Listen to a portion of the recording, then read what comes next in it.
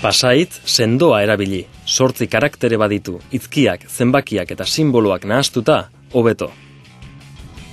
Ez onartu ezagutzen ez dituzun pertsonek bidalitako lagun izateko eskaerak.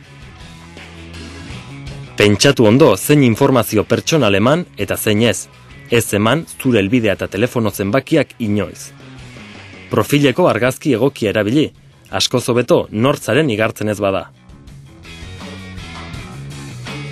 Ez igo inork ikustea edo jaistea nahi ez duzun argazkirik. Ez igo eta ez etiketatu inoren argazkirik haserretuko dela uste baduzu. Eskatu baimena argazkian agertzen denari. Erabili blokeo eta salaketa aukerak horretarako dira. Irakurri tuentik ematen dituen gomendioak nire kontua laguntza pribatutasuna horrian.